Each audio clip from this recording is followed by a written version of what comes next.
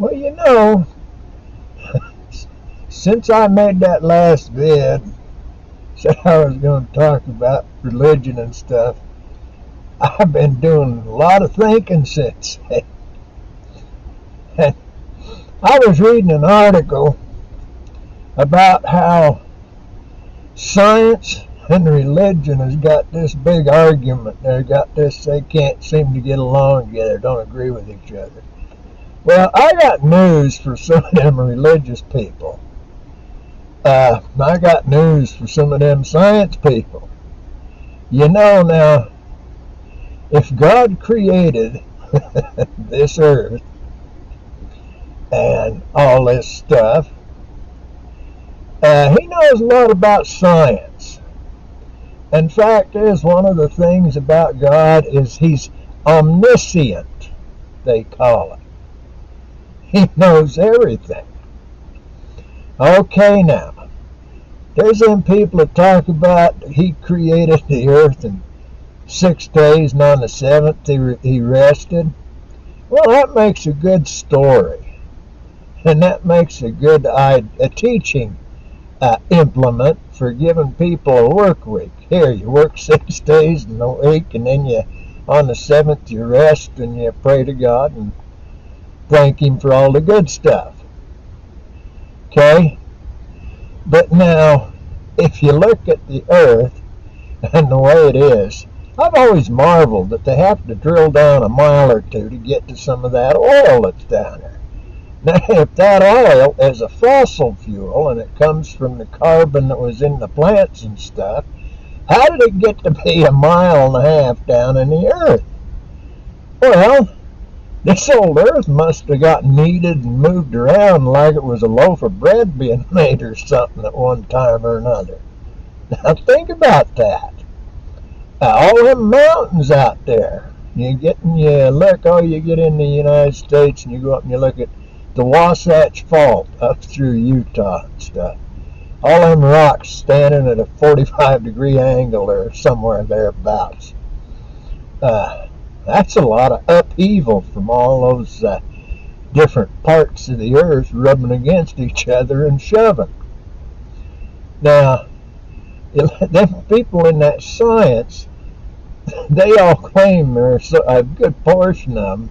It's like that lady that was in that show, Bones. It was a TV show.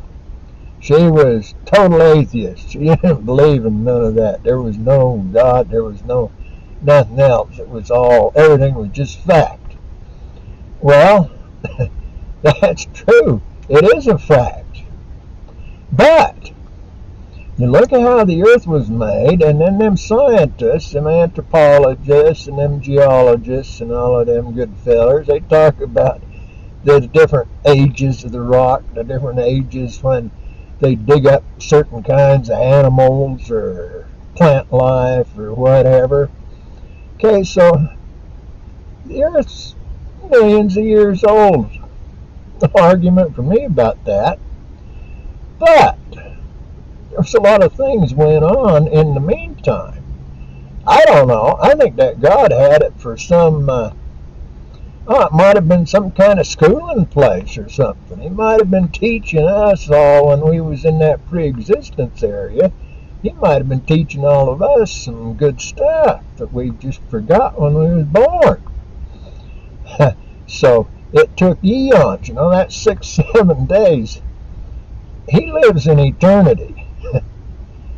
Time really don't mean nothing to it. Events mean something.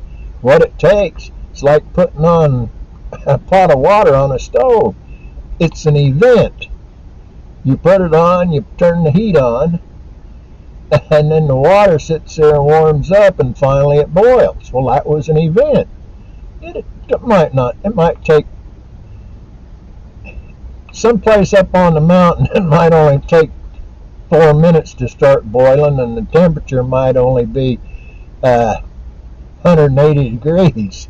But down at sea level, it might take 12 minutes to boil, and the temperature will be 212 degrees. Who knows? That's science. Okay? Now, them people that say that God Oh, it had to be created in 6 days, and he rested on the seventh. Well, you ought to get into that New Testament, that book that John the Revelator wrote, put out, because in there's a place that talks about there was a book that couldn't be opened, and it had 7 seals on it. Well, along came this feller that took the book and he opened it. Well, now if you think about it, that book that was opened was that Jehovah feller. And he popped the first seal. Well, when that happened, Adam got bounced out of the Garden of Eden. He got put out in the temporal world. The temporal world as we know it began for mankind. All this other stuff is in the past. Okay, now, so you go in and pop the second seal, pop the third, pop the fourth, pop the fifth. I imagine it's about ready to pop the seventh, or maybe the seventh's already been popped, the way things are going on in this world and the way the signs show and everything, if you get to looking.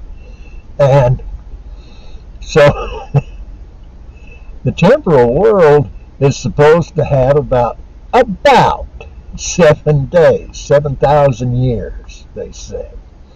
Okay, well, we've had X amount of years. And if we go on this idea of eons, and God's waiting for certain kinds of events, so it might be, them 7 seals might be 8,000 years. It might be 8,500 years. It might, see, so you never can tell with him. He does things by his own schedule. No man will ever know the time that he's going to meet his maker. And that's a fact. Might be a rock fall on you off a mountain and oops, you just met your maker, fella. So that's all I got to say today. But people ought to quit arguing over this science and religion, because God knows all the science there is, and he uses it to the very extent that it can be used to create and do things he does. Now, man, if he wants to get that, he's got to learn that science and understand it. See what it takes to do it. So there's no argument between science and religion. The argument is between this one bunch of nuts that fell off the tree and this other bunch of nuts that fell off the tree. If they just get together, they might make some beautiful music. Well, I'll talk again. Have a good day, and may God bless you.